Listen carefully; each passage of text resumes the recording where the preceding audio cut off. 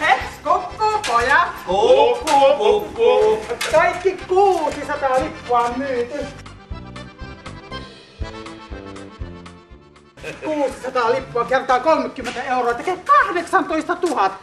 Minus häämatka 4 000 plus sponsoreilta ja mainostilta saatavat tulot. En kyllä ymmärrä. Aikuiset ihmiset maksaa siitä, että ne pääsee näkemään, kun 2 ihmistä julkisesti ilmoittaa haluamansa inhota toisiaan viimeiseen asti.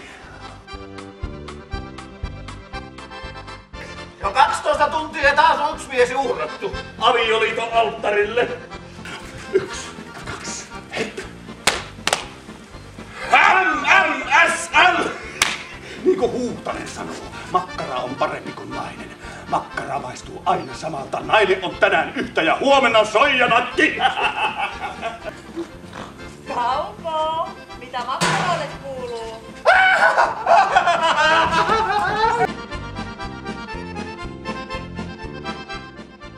Yhdet hautajaiset, mutta ei häitä. Mutta ei haita! Miten niin ei haita?